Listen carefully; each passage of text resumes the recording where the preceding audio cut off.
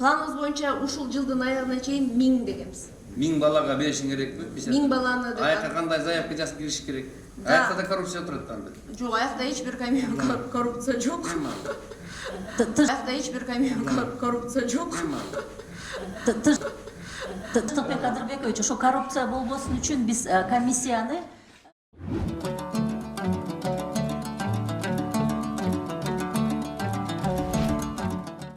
медицина болгон Бишкекке. Бүгүнкү күндө азыр андай нерсе жок болду. Кандай айтасың? Сен туура эмес айтып атасың. Мен айтып атсам мен көрүп келдим деп. Кабинетте чыкпай туруп анан мындай кылдык, тигиндей кылдык деген жумушубуз, мен ойлойм мындай жумуш болбойт, мындай жумуш менен алып кеткен менен биз өнүкпөй калабыз го. Кыргызстан чоң эмеспи? Кичине эле жер. Барып келсеңиз болот бар жака. Рахмат.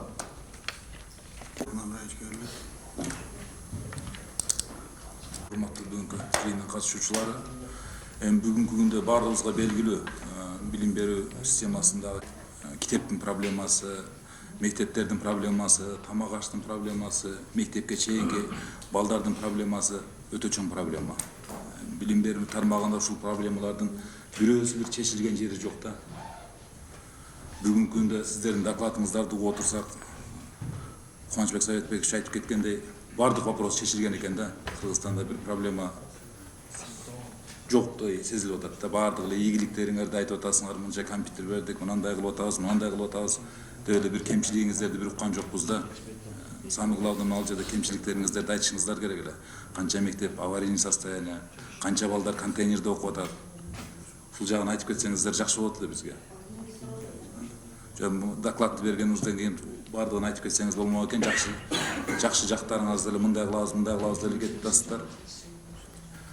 Эми жаңы министриңиздер келди, министрдин деле аябай жакшы суроолорду бердик, талкууларды кылып бердик. Соц тармактардан ал жак бул жактан окуп атсак, министрди баары деле мактап атат. Эми убакыт сааты келер. Кеткенине караганда бүгүнкү күндө эле бул проблеманы чечип бере тургандай болуп кетти. Кудай бир убакыт саатта келер. Менде бир эле суроо. Биз 2 жыл мурун фракциянын жыйынында карап, ушу балдарды окуу башталыш сезонун 1-сентябрдан 15 сентябрга жылдырсак, буну менен эми биздин климатический условия дагы ошого ылайык болуп атат. Сентябрда күн жылуу, күн ысык. Урматтуу депутаттар, мен өзүм да ушул Саладин Абраевичтин сөзүн улап, чечимдерге эсиңиздерге салып коеюнчу. Мына сиздер деле чечимдер астыңыздарда турса керек. Биз 17-жылы 13 январда чогулганбыз. 83 чечим менен ушул маселени карап чыккыла деп өкмөткө поручение бергенбиз. Ошол убакыттан кийин октябрда кайра ошол жылы октябрда чогулабыз деп, октябрда чогулганда ушул жерге келгенде стенограмманы көтөрсөк да турат. Көчмөндөр оюндары болуп калат экен эмки жылга. Жылдыр бергиле биз 10 сентябрга даярданабыз дегенсиңер. Макул деп кийинки жылы 10 сентябрга даярданабыз болдуңар. 18-жылы ошо көчмөндөр оюнга шылтоо кылып 19 биз жылдыр берелдиңер. Анан жана сурамжылоор боюнча сурамжылоолорду биз да карап турдук. Бүт бардыгы сурамжылоолор сайттарга чыккан нерселер баары тең положительный болчу. Акыркы убакта сиздердин министерстводан, ошо билим берүү министрлигинен мектептерге команда кеткендей болду. Бардык региондордон каршы чыга башташты. Жок эми жок дегенде, конечно, биз аны доказывать эте албайбыз. Бирок андай болушу мүмкүн эмес да. Соцсеттерден билим берүү күнү 1-сентябрь деген нерселер көрсөтүлдү да. Ага чейин сүйлөшкөндө башка мамлекеттердин опытын караганда эффект кандай болот дегенде сопсон эле туруп атат. Айыл чарба министрлиги, Министерство экономики, туризм менен биз сүйлөшүп алып, анан кийин чечим чыгарышыбыз керек деген кайра немени жаздыңар да. Ага чейин жанагы маселе болуп аткан кезде андай сүйлөшүүлөр болгон эмес беле. Анан Саладин Абраевич, урматтуу депутаттар, мен да Саладин Абраевичтин айткан сөзүнө ойлоп аттым. Аяк жагында бир чечимге келгенде, кичине чечимди, жумушту эмтиден баштатпасак, жөнөкөй сөзгөргө ишенбей калдык. 10 күндүк эффект мына бүгүн 10 болуп кеттиби? 13. ушул убакка чейин мектептерде эле мына 10-на чейин полноценно деле кыйратып иштеп кеткен жок. Азыр мына биздин баарыбыздын эле балдарыбыз барат да, китептерин алып атышат, башкасын кылып атышат. Созулуп эле келатат. Мындай регионго жараша биз ушул маалыматты чыгарып аткан кезде Россия мисалы кыймылдабай эле отурду эле. Биз 17-жылы көтөрүп атканда маселе жок болчу. 18-жылы Россия кабыл алды. Региондорду ар бир регион өзүнчө шартына жараша окуусун баштасын деп. Биз ушинтип эле кечигип эле жүрө беребиз. Эффект болоорун билбей эле. Анан мындай кичине маалыматтарды берип атканда дагы эми биз деле чындап келгенде мугалимдердин кыйын шартта болуп атканын, бюджет жетишпей атканын баарын түшүнүп атабыз. Бирок мындай жакшы реформа боло турган жакшы нерселерди түрткүлөш керек, аракет кылыш керек. Анан көтөрүп чыккан идеянын дагы баягы положительный жагы эмес. Министрликти мен түшүнөм. Бардык мугалимдер угат, укпаска да аргасы жок. Анан подрывной иштеме министрлик өз жасады дегенден алыспын. Бирок средний звеномордо маселелер болгон. Ошол кезде бизге да чыгып айтып, биз эл менен иштейбиз. Бизге да чыгып айткандар болду. Эми атын айта албайбыз, биз крайний болгубуз келбейт, бирок уже бизди кыйнай баштады. Телевиденияга чыкса суроо бергиле деп чыгып атышат дешти. Токтоткула, кетип негатив сөздү сүйлөгүлө деген сөздөр болот. Анан бир жакшы нерсени мындайда биз эми маалымат каражат булактары күчкенин билип алдык. Ошол жакта эле жана өзүңүз мына соцсет деген сөздү да бекер айтып аткан жок. Соцсетте да бир тармактуу кылып күч колдонуп кеткенди көрүп алдык. Ошону колдонуп түшүнүп атабыз да. Анан тиги авариялык мектептер боюнча. Мына авариялык мектептер деп жылдан жылга авариялык мектептер деп көтөрүлөт. Жыл бүткөндө эле кайра сунушталып атканда авариялык мектептер кирбей калып атат да. Неден себептен? Процедурасы кандай? Мисалы авариялык мектептер биринчи кезекте деп список кылып берип койсоңор болбойбу? Могу мектептер бүтмөйүн, башка мектеп салбайлы десеңер болбойбу? Жооп берсеңиз. Урматтуу Алмазбек Батырбекович, биз жылына жергиликтүү бийлик менен мугалимдерден, директорлордон баштайбыз. Ар бир айыл өкмөтү, ар бир район анализ кылып туруп, анан кийин бизге топтойт. Биз ал маалыматты финанс министрлигине, анан курулуш агенттигине жөнөтөбүз. Алар менен биргеликте эң биринчи учурда бул балдардын коопсуздугу да. Бул жанагы авариялык, сиз айтып аткан авариялык мектептерди беребиз. Сиз жылда формировать этпей эле 15-11 жылдан бери аварийный келаткандар. Ооба. Анан ошол 11 жылдан бери, 15 жылдан бери келаткан аварийдык мектептерди кезекке коюп койсо болбойбу? Могулар чечилмейин, эми мен түшүнөм. Дополнительный корпуска болот. Тиги жаңы мектеп салдырабыз деп атабыз. Авариялык мектептерди эмне себептен биринчи кезекте деп коюп койсок болду. Анан биз ошол бергенден кийин анан титулдук тизмени күтүп турабыз да. Мисалы 198 мектептен процедурасы боюнча айтып атасыз да. Мен айтайын деп атканым, авариялык мектептер бүгүн урматтуу коллегаларында колдоп берет болуш керек. Чечимде ошо авариялык мектептерди биринчи кезекте дегенге каршы эмессиңер? Жок, каршы эмес. Анан эмнеге ушуну өзүңөр көтөргөн эмессиңер? Жок, быйыл Алмазбек, мен кечирим сурайм, Алмазбек Батырбекович, быйыл өкмөттө ушуну биз атайын демилгелеп айттык да, титулдук тизмеге эң биринчи учурда балдардын ден соолугу, жашоосу да, өмүрү. Ошон үчүн авариялык мектептерди киргизиңиздер деп биз мына өзүбүздүн тизмебизди бердик. Ошонун ичинен титулдук тизмеге ушул 198 мына сиздерде деле бар, менде деле бар. Мына 198 мектептин 18-и кирди. 16-сы жанагы Сауд Араб фонду аркылуу курула турганга кирди.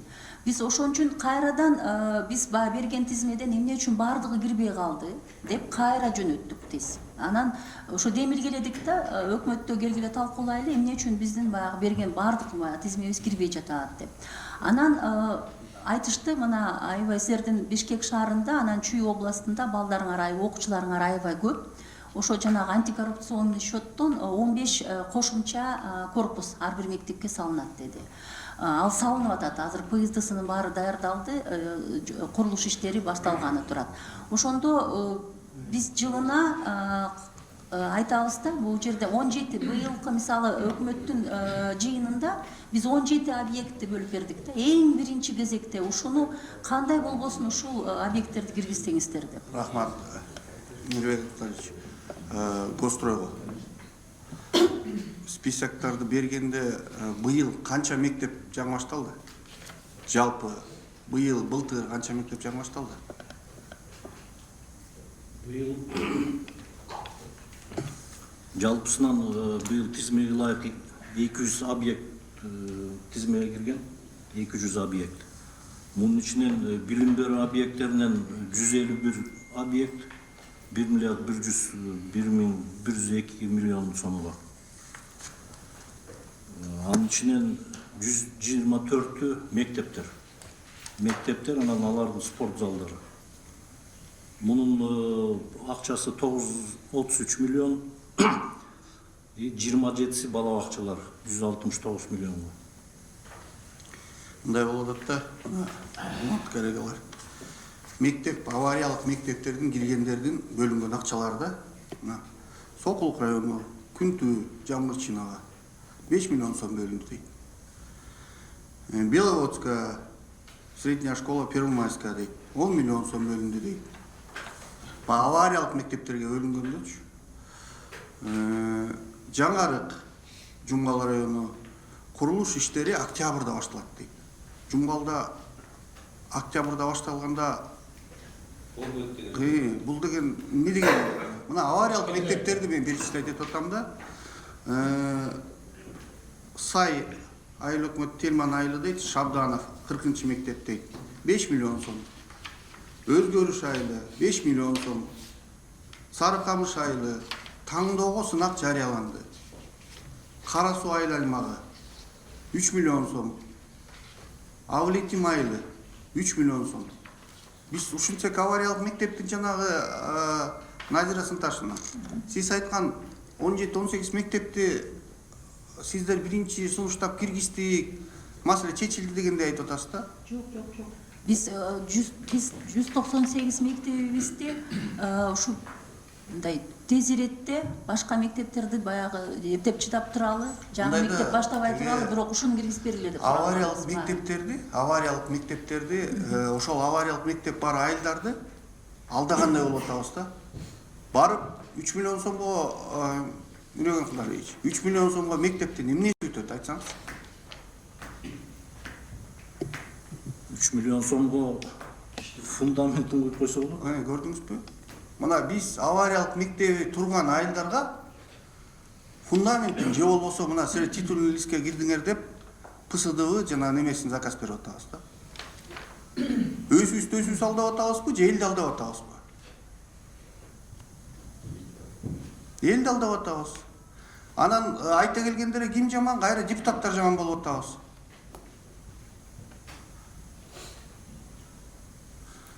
Мен чечимге келгенде да өзүмдүн сунуштарымды айтам, урматтуу депутаттар. Баягы суроолорду улантып кете берели, кийинки сөз тынчтыкка. Бирден абдан жакшы баяндамалар болду. Жанна Урматовна, Назира Сынташевна аябай жакшы баяндап бересиздер да. Биз аны угуп отуруп эле бүт эле билдик, укмуш. Бу жерде биз жөн эле отурган кишилер болуп калабыз да. Бир эле суроо бергим келет да. Баян Антоновкада мектеп гостройго беретимде канча жыл баштады эле? 5-6 жыл болуп кетти. Так билбейсиңер, э? Билбесеңер мен айтып берейин. 2010-жыл башталган. Баян Антоновкада. Назира Санташевна, сизге суроо. Азыр барып көрдүңүз беле Баян Антоновкада мектепти? Канча бала окуйт азыркы мезгилде? Баян Антоновкада мектепте. 3 смена, кечирим сурайм. Биз балдардын көбүнөн ошо 3 сменага өткөнгө. Жок, канча бала сурап атам мен калган. Канча бала окуйт азыркы мезгилде? Азыр так мындай туура эмес айта албайм цифра. Көрдүңүзбү? Азыр маалымат жок да. Мен айтып берейин, сиздер билбесеңер. Баян Антоновкада мектепте 800 орундук мектеп, 700 орундук мектепте 2600 окуучу окуйт. Мына азыркы маалымат боюнча. Ушул эле мезгилде жанында 2010-жылдан бери мектеп салып атат. 8 орундук. 2000 жылдан бeri бүтпей келе жатат да. Жылын айтасыңар, мына бүтүрөбүз, эртең бүтүрөбүз, бүрсүнө бүтүрөбүз деп. Мен муну комитеттен да көтөрүп жүрдүм. Комитет көчмө жыйынында болгон барганбыз. Палатадан да көтөрүп жүрөм. Фракциядан такай көтөрөм. Менин үнүм Кудайга деле жетти.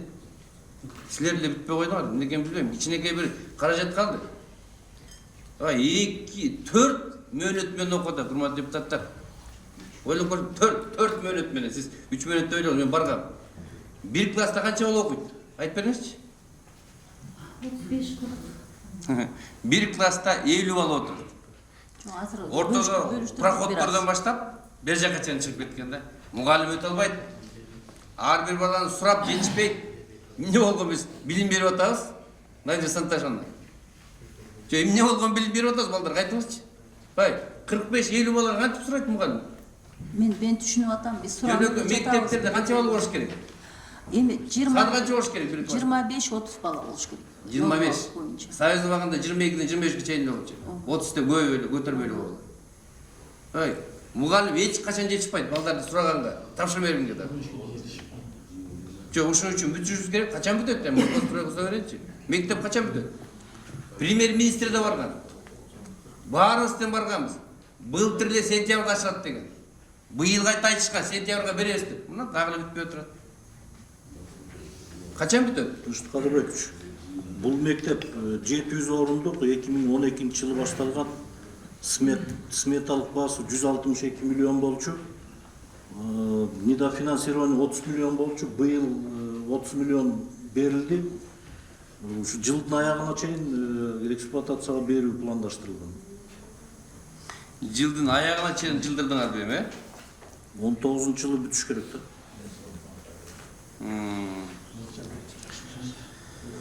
Түшүнүктүү.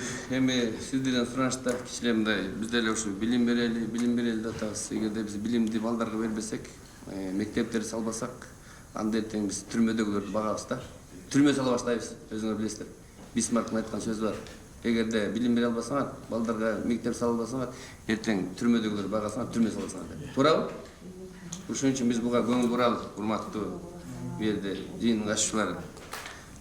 Андан тышкары мынакей Жанна Урматовна, сиз бала бакчалар боюнча абдан чоң бир баяндама берип кеттиңиз да. Аябай токтолдуңуз да, мен аябай угуп отурдум сиздичи. Азыркы мезгилде биздин республика боюнча канча бала бакча бар? 1497. Iya. 1497. Канчасы менчик, канчасы мамлекеттик? 1325 мамлекеттик жана муниципалдык, 172си частный. 172си. Ушу 172си. Бизде азыр жок дегенде ушу менчик бала бакчалар жардамга келип алышып атат, туурабы? Ушул эле убакта лицензиялык отделиңер бар. Бир Кудай айткан отделде коррупционный да. Көчөгөндө палатада айткан мен министрге да жаңы келген. Гүлмира Карименовага такай көтөрүп келдим ушул маселени. Качан токтотосуңар, вообще келип, мен салайын иштетейин дегендерди бербейт лицензияны. 1 жылдап кармап жүрөсүңөр. Бул эмне деген нерсе? Же өзүбүз кура албасак бала бакчаларды. Өзүбүздүн колубуздан келбесе, колунан келгендерге бербейсиңерби? Иштетсин, бала бакчаларды алардын жасаган нерселери менчиктер белки мамлекеттен 5 эсе өйдө алып барышат. Билим жагынан да, тарбия жагынан да, бардык жагынан, шарт жагынан да. Эмне үчүн бербейсиңер аны? Урматтуу Тынчтыкбек Кадырбекович, эгерде сизде кандайдыр бир маалымат болсо, мен абдан суранам берсеңиз, биз онлайн режимине да өткөрдүк да. Ушул жана адамдык фактор азайсын деп. Мисалы келгенде кайсы документтер керек, ошонун топтомун да азайттык. Бүт сайтта илип койдук. Келгенде кыйналып убакытты кетирбесин деп. Анан ошо лицензия бөлүмүнө жаңы адамды койдук. Баягындай жаңы таза ишти баштасын деп. Анан дагы аракет кылып көрөлү, ошо бизге жеке менчик бала бакчалар ачылса абдан жакшы, биз дагы аракет кылып көрөлү. Аракет кылбаш керек, иштеш керек. Жанакындайлар жок деген ушул жерден вообще эле буларды билбейм. Булар эл душманы да, жанакы лицензияда отургандарды. Ушуну токтотуп, бу жерде орган кишилери бар да, АКС. Ушуларга бир көңүл бурсаңыздар. Аякта эми булар болбогон эле документ жок деп туруп эле жылдыра беришет. Тигин алып кел, муну алып кел деп. Анан айласы кеткенде баштар анан кийин тыйынын көтөрүп алып беришет. Аны бааз билесиз. Алар аттайын эле элди кыйнап бүтүшөт да. Ушул жака көңүл бургулада ушу жеке менчик бала бакчаларга ачканга аракет кылыш керек, көбүрөөк кылышыбыз керек. Ушул бизди састан алып чыгат жок дегенде азыркы убакта. Можно. Ошол жеке менчик бала бакчаларды активно мамлекет менен сотрудничать этсин, чогуу иштесин деп биз жана проектибизди башталдык да, закуп услуг частных детских садов. Ал жерде 50-ге 50. Эгерде ата-энеси келип 6 миңдик детсад болсо, ошого 3 миңин ата-энеси көтөрөт, 3 миңин мамлекет көтөрөт биз. Анан мунун дагы бир жакшы жери ошол жеке менчик детсадтар легальный болуп чыгышып, анан жакшы стандартка чак келсин деген нерсе. И бул жерде ошол лицензияга дагы көңүл буруп биз айтып атабыз. Мына сенин шартың могуга чак келсин, биз тез сени лицензиядан дагы өткөрөбүз деп. Анткени жеке детсадтар өзүлөр качышат да, им выгодно как-то без лицензии работать.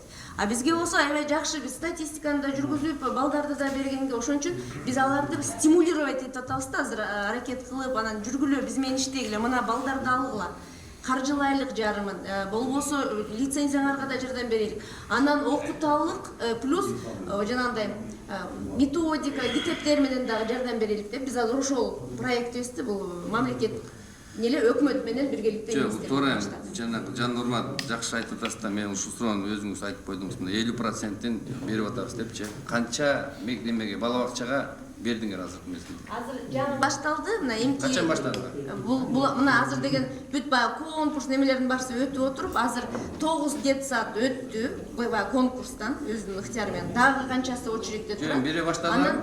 Мына 50 бала азыр бүт неме болуп комиссиядан өтүшүп, азыр 14-үнө уже талон алышты. И мореки жуманын ичинде. Пландар боюнча канча? Планыбыз боюнча ушул жылдын аягына чейин 1000 дегенбиз. 1000 балага беришиң керекпи? 1000 баланы. Аяка кандай заявка жазып кириш керек? Аякта да коррупция турат анда. Жок, аякта эч бир коррупция жок. Тынчтыкбек Адырбекович, ошо коррупция болбосун үчүн биз комиссияны жана мен түшүнүп эле турам сиздердин коркунучуңуздарды. Биз да ошону коркуп ар кандай жанагы жарандык коомдон бардык адамдарды киргиздик.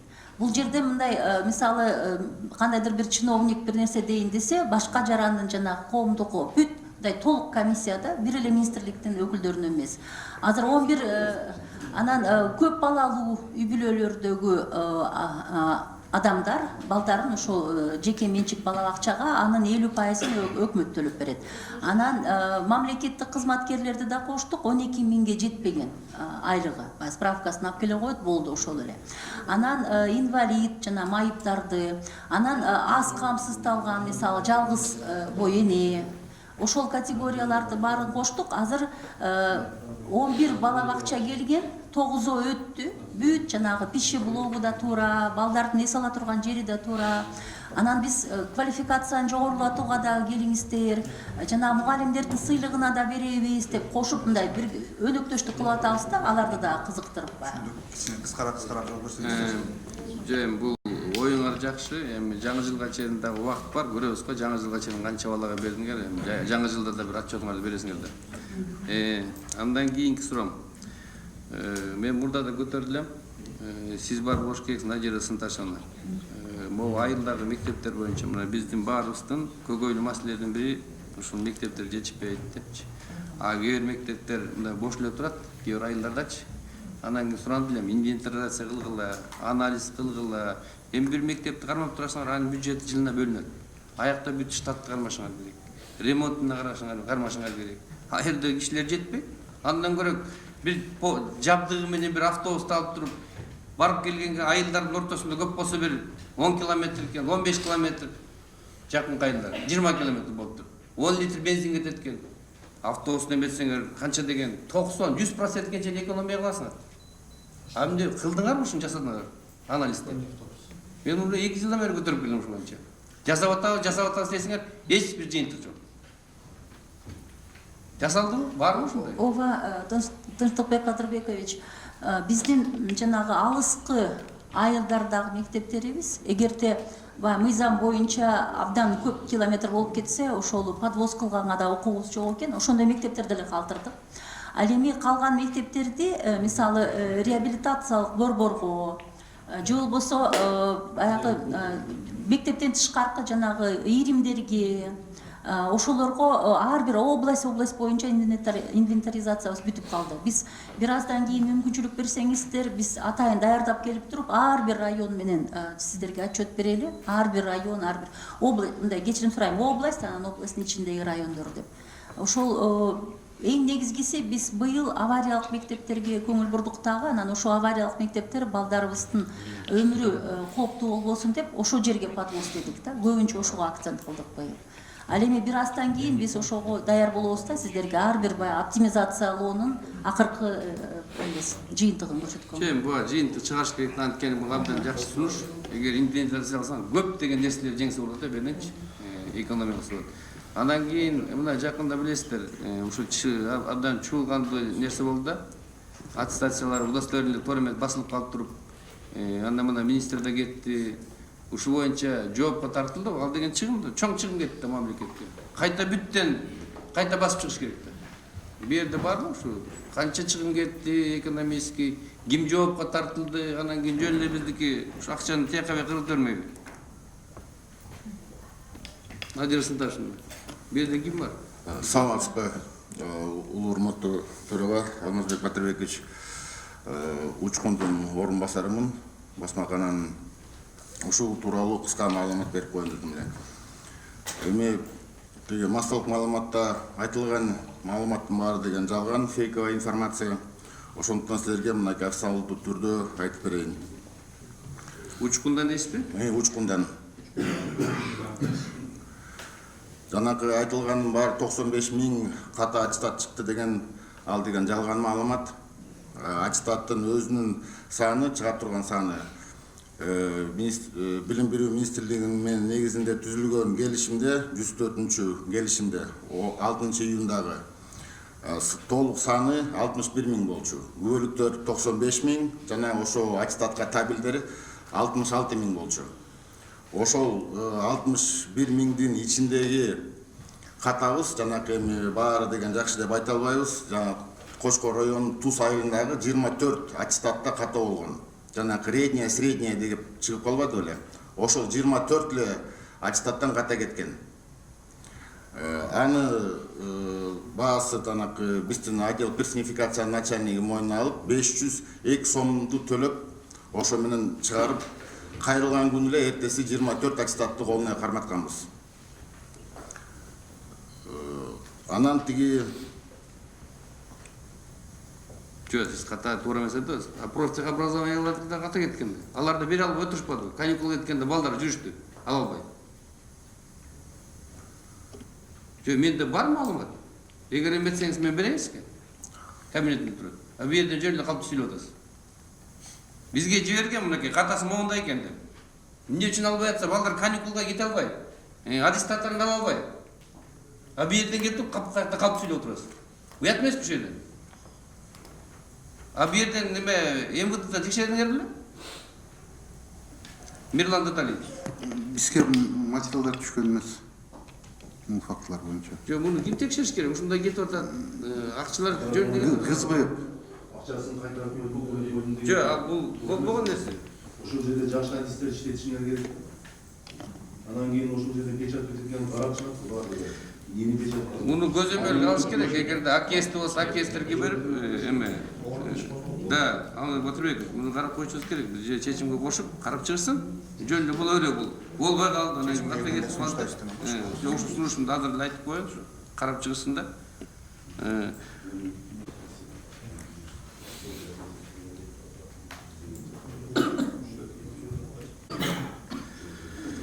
Ушул мен айта турган сөзүм, анан кийин дагы кошуп Алмазбек Манасбекович келет, даярдансын, ал Айнур Алмазбекова. Үчүн мен айтып кетем, туура көтөрүлүп аткандары. Мисалы, бул Жанна урматовна сизге көбүрөөк тиешелүү болот. Мен вице-премьер өзү келет, жазып алат дедим эле, сиз жазып алыңызчы, мен сизге айтайын. Мисалы, Кабаксай районундагы Мукур айылындагы Алымкулов атындагы мектепти 56 миллион сомдук тендер менен утуп алган болсо, экинчи жыл катарынан 3 миллион сомдон бөлүп атасыңар да, 20 жылда бүтөт экенбиз. Кулназаров атындагы мектеп 36 миллион болсо, экинчи жыл катарынан 3 миллиондон бөлүп атасыңар, аны 12 жылда бүтөт экенбиз. Ушундай мектептер уланып эле келе жатат да. Булар корпустарын көчүрүп салышкан. Частный үйлөрдө окуп аткан жерлер бар. Бирок жылына 3 миллион сомдон бөлүп атасыздар. Жанда Урматовна, эми түшүнөм мен, Надира Сынташевна да андай мүмкүнчүлүк жок. Сиз ушул өкмөткө жеткизип, кийинки жылкы бюджетте ушуларга мындай кылып бөлбөсөң, хотя бир 2 жыл болбосо 5 жылда бүтө турган калчы. Андан сырткары, мына сиз Туз мектебине берилген дедиңиз. Туз мектеби өзү бир аз эмеси жолу жакшы эмес окшойт, себеби ошол баягы балдар жыгылып окуган мектеп ошол эле ИИ аттестатты да ошол мектепке түшкелиптир да. Ошол Туз мектебинде Барпиев атында мектеп бар. Надира Сынташевна, сиз аябай жакшы билесиз. Жанна Урматовна, сиз жазып алыңыз. Бул жерде окуганга болбойт. Республикалык съезд барып, жыт чыгат. Мектептин окуучулары, мугалимдер жыгылып калып атат. 400 окуучу окуйт. Ата-энелер окутпай, сиз 2 жыл катарынан суранып келе атабыз. 100 миң сом бөлүп койдуңар. Проектный сметный документациясын кылганга деп.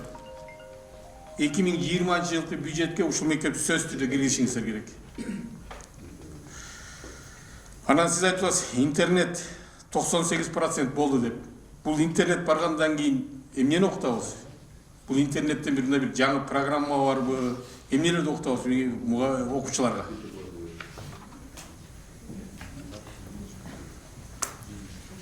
Мүмкүн болсо, Алмазбек Маназбекович, мен жооп берип коеюн. Биз программдык продуктыларды иштеп чыктык. 1-класстан 4-класска чейин бул ай билим, анан жогорку класстарга 5-класстан билим булагы. Бул жанагы атайын химия, физика жана башка предметтер боюнча бүт жанагы кубулуштарды, илимий, мисалы жер титирөөдөн баштап жанагы себептерин, интерактивдүү мындай проблемалык көйгөйдө баягы мугалимге коюп алып туруп, анан тапшырмаларына чейин берет да ошол жерден. Анан кайсы булактарга киресиңер, дагы каяктан кошумча маалымат аласыңар деп. Мен түшүнүп атам, бул аз экиле программдык продукт. Ошон үчүн биз дагы коштук. Бул биринчи биздин тажрыйбабыз. Эми Кудай буйрса мындан ары дагы көбүрөөк программдык продуктларды иштеп чыгабыз. Түшүндүм. Сизде информация барбы? Кыргызстанда мектеп барбы, компьютери жок?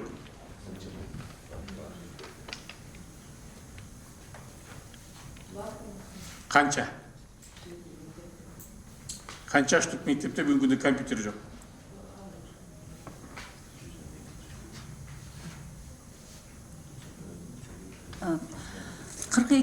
Бүгүн азыркы учурда тилекке каршы биз 42 гана пайызга компьютер менен камсыздай алдык. То есть 58% мектепте бүгүнкү күндө компьютер жок. Ооба, анткени биздин нормабыз мындай да, ар бир 13 окуучуга жок дегенде бир компьютер болуш керек да. Сиз айтпайсыз, 58-inde мектепте компьютер жок болсо, 98% интернеттин эмне кереги бар? Компьютер жок. Мындай Алмазбек Маназбекович, мындай да, биз жок дегенде мугалимдин компьютери, проектор, анан балдар смартфон менен да. Бул жок, айла жоктун окады да. Анан бирок баягы улам бизге бюджеттен бөлүнгөн акчага, мисалы өткөн жылы 1050 компьютер сатылып алынып жеткирилди да мектептерге. Мурдагы жылчы? Мурдагы жылы бөлүнбөй калган, 2 жылда ошо 1050 компьютер. 2019 жылы күтүп атабыз азыр. Али берилди. Мындай чечилди деди, буйруса берилип болуш керек. 30 миллион. Канча компьютер келет? 30 миллионго ошол баягы карап көрсөттүк го, баягы эмесин, сапатындагы, эмесин дагы, баасын дагы арзаныраак кылып, бирок сапат. Мен мектептерди кыдырып көрдүм да. Сиз айтып аткан жанагы 42% компьютер бар деп атпайсызбы? Ошолор 42% компьютердин эң жарымынан көбү менден сәл эле жаш компьютерлер да. Себеби иштебейт экен. 5 компьютер турат, бирөө да иштебейт. Ошону 10 жыл болуп калды дейт. Списание кылбайсыңар десем, тигил жактан уруксат бербейт списание кылганга дейт. Өзүбүз алдабай 42% бар деп эле списание кылып эле реально эле карабайды бул. Анан эми 30 миллион деген компьютер сатып алганга эмне деген акча? Ошону көбөйтпөсөк болбойт. Бүгүнкү күндө интернетти апарып коюп, компьютери жок болсо, биз элдер смартфонду мектепке киргизбей атса, сиз болсо айтып атасыз, кайтып окуучулар смартфон менен окушат. өтө туура эмес деп ойлойм. Анан мен сиздерге дагы бир суроом. Эгер бала бакча ачылса, мамлекеттики болсо, штатты ким ачып бериш керек? Биз ачабыз да. Автоматически ачылыш керек. Ооба. Мына мен сизге айтып коеюн, жазып алыңыз. Каражыгач айыл өкмөтүндө 2 бала бакча ачылды, бир да бала бакча жок эле. 2019-жылдын башында ачылган, бүгүнгү чейин штаты жок, иштебей турат. Бала бакча даяр. Ушул 60-тан 120 балага бала бакча даяр. Ушуну жазып алып, сатын ачып бериңиздер. Каражыгач айыл өкмөтү. Сиз айтып кеттиңиз да жана менимче бюджетте бул жок эле каралганда. Кайсыл жактан Ошол жана 50-нү 2-ге дагы бөлөт дагы. То есть только Бишкекте эле экен да? Азырынча пилоттук Бишкекте. Саламатсыздарбы, кесиптештер. Жанна Урматовна, Надира Сынташевна. Менин маселем баягы эле эң билим берүүдөгү көйгөйлүү маселе окуу китептери боюнча. Ошол окуу китептери боюнча мына баарыбызга белгилүү, буга чейинки министрге дагы көптөгөн бир көлөкө түштү. Надира Сынташевна, айтыңызчы, ушул билим берүү министрлигинде окуу китептери боюнча кайсы бөлүм алектенет, же сектор алектенет? Айнур Аскарбековна, урматтуу Айнур Аскарбековна, бизде билим берүү министрлигинде сектор книга изданий деп коебуз орусча, баягы окуу китептерин чыгаруу бөлүмү. Ошол 2 эле адамыбыз бар да, сектор. Ошол мен ошону атайын сурадым. Ошол бөлүмдө менин билишимче 2 эле адам алектенет, Ошол 2 адамдын билими ошол окуу китептерин чыгарууга шайкеш келеби? 2 адам жетишеби? Мындай кечирим сурайм, Айнур Алмазбековна, эмес айтып атырмын. Айнур Алмазбековна, ошо Курбанова Чынар Осмоновна өзү полиграфия, Москвада полиграфия институтун бүткөн. Анан албетте 2 адам, сиз абдан туура көтөрүп атасыз бул маселени. Азыр жаңы министр келгенде мен ошо биринчи эле жолугушуу болгондо ушул аябай жүрөгүмдөгү көйгөйдү айттым. 2 адам бул абдан аз. Ошон үчүн өтө аз. Өтө аз да, бул баягы алектенбегендей эле болуп калды да, мындай эч нерсе. Ошон үчүн чоң бир отдел ачканга суранып атам. Надира Сынташевна, ошол китептерди мамлекеттик сатып алуу боюнча техникалык спецификасын анда ошол 2 адам түзөт да, Бизде өзүнчө отдел госзакупок бар. Анан мыйзамга таянышып туруп, ошол отдел госзакупокто 4 адамыбыз иштейт. Ошонун бирөөсү буларга жардам берет. Бирөөсү алектенет. Ооба, бирөөсү алектенет. Анан өзүңүз билесиз, тендер өтүш керек. Ошол тендерге комиссиянын мүчө болуп кимдер кире алат? Кимдерди киргизесиздер? Тендерге ошол китепке жана техникалык жанагы китеп кандай болуш керек дегенди билген адистер. Анан мазмунун түшүнгөн адистер, бул Кыргыз билим берүү академиясынан сөзсүз адистер. Анан жана өкмөт эмес, бейөкмөт уюмдарынан сөзсүз кирет, баягындай объективдүү өзүнүн эмесин айтыш үчүн. Кесиптештер, Надира Сынташевна, Жанна Урматовна, мына белгилүү болуп атат. Бизде сиз окуу китептери боюнча көйгөй ушунчалык чоң мамлекеттик деңгээлге жетти. Аны басып чыгаруу, андагы каталар, андагы мазмундук жагы, сапаттык жагы. Эми мына азыр сиз өзүңүз да моюнуңузга алып атасыз. Мен да муну тыкыр изилдеп көрдүм. Болгону 2 кишиден турган бир кичинекей секторуңар алектенет. Туурабы? Эмне үчүн ушуга чейин сиздер ушул маселени өзүңүздөрдүн көйгөйүңүздөрдү мамлекеттик деңгээлге чыгарбай туруп, анын азабын окуучуларга тарттырбай туруп, анын азабын билим берүүнү талкалабай туруп ушул жерди көтөрбөдүңүздөр? Эмне үчүн ушуга чейин ошол сиз айтып атасыз, азыр мен жаңы министр келгенде мен көтөрөм жүрөгүмдөгү маселе деп атасыз. Бул жалпы мамлекеттин жүрөгүндөгү маселе болуп атпайбы? Эмне үчүн ошол 2 гана адисти сиздер 4бү, 6бы, 10 кылбадыңыздар? Эмне үчүн ушул жерде ушунча жыл сазга батырдыңыздар? Менин суроом ушул да. 2 адам чындыгында жалпы окуу китептердин маселесин кантип чечет? Кантип алып кетет? Жалпы мамлекеттик республикалык деңгээлде стратегияны анда 2 адам чечип койгон болуп атат да. 2 адам чындыгында мындай чоң мамлекеттик ишти эмес, жөн гана бир өзүнүн ошол күндө текучкалык ишине да жетишпейт, туурабы? Эмне үчүн бул маселе мурун көтөрүлгөн эмес?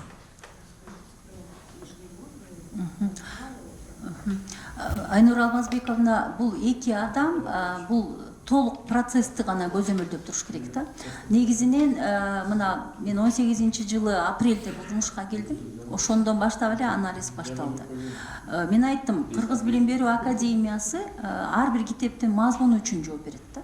Мисалы, министрликте отурган эки чиновник эми андайга мындай мүмкүнчүлүгү да жок да, ар бир окуу китебин отуруп алып экспертиза кылганга.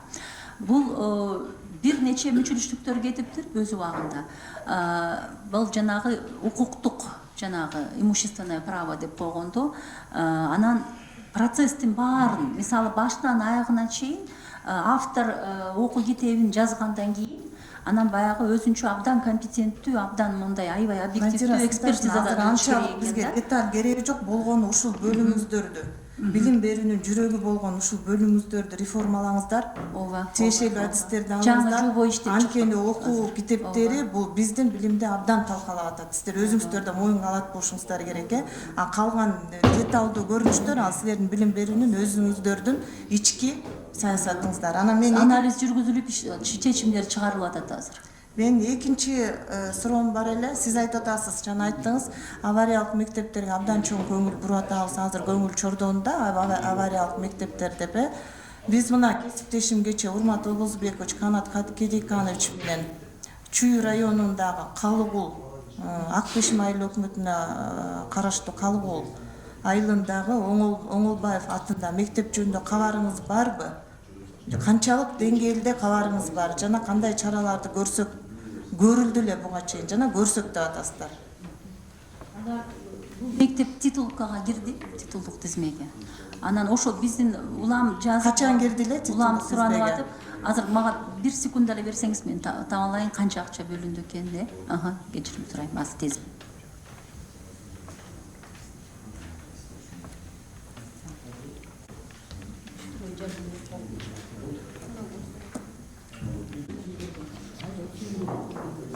Анткени ал жердеги мектептин абалы чындыгында эле абдан кооптуу да, абдан кооптуу.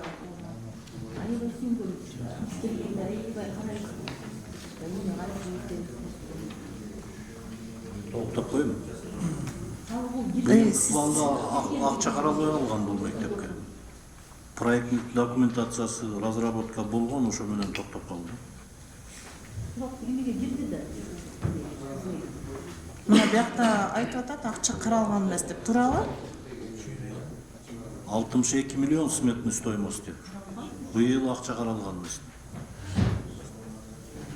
Угуп атасызбы, Надира Тынташевна, жакшылап жазып алсаңыз, өзүңүз маалыматыңыз жок болуп атат бул туурасында. Титулдукка кирди да. Эмнеге акча бөлүнбөйт? Сиз өзүңүз да титулдуктан, тизмеден таппай атпайсызбы? Ошону тактап туруп бизге мындай компетенттүү жооп берип койсоңуздар, анткени ал жердеги окуучулардын абалын өзүңүз барып көрдүңүзбү, көрбөдүңүзбү билбейм, бирок абдан кооптуу болуп атат.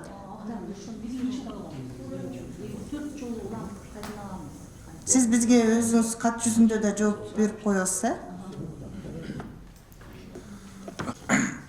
Докладыңарды угуп, биз бул жерде мен коллега биринчи суроом бүгүнкү күндө канча стандарт нормаларга туура келтире турган кылып, ошо бир класста 25 балада окусун деп. Жанагы 15 Бишкек шаарында, Чүй областында, анан Элибиздин баардыгы мал чарба менен алектенет, дыйканчылык менен. 1-сентябрга түшөбүз деп 20 августтан түшүп алып атышат. Ошого жакшы болот эле деп 19-дан баштайлы дедиле. 19-жылы палатада да жылыш болбой экен, каникулдарга да эч кандай влиять этилбей экен, сокращение менен де Зиладин Абдираевич, биз мындай кылдык да, сиздердин тапшырып көп телеканалдарга, Кут билим гезиттен баштап коомчулук көнүп эле бараткан жашынакай эле. Анан бир маалда эле бир да мындай тынымсыз түшүндүрүү иштери. Анан ар бир өлкө дайыма эле 1-сентябрь деп баягы биз муну көнүп калган бойдон эле болбойт. Биз бир нече шартты эске алышыбыз керек деп сиз айткан эле ошо негиздерди реакция көбөйүп кетти да. баягы тармакта анан телефон чалуулар, бизге каттар көбөйүп кеткенде анан ошо өкмөттүн аппараты Мектептердин келечеги бүгүнкү күндө өздөрү деле де жок да. 10 классты бүткөндөн кийин дальше кайсы жакка баруу келбейт. Аябай кыйналып атышат да, ошого ата энелер өздөрү деле суранып. Өзбек тилдүү мектептерде биз 50%га чейин 50%дан 70-80-де киргизип жатабыз. Экинчиден жалпы республикалык тесттерди чыгарып, факультативдик курстарды да киргиздик.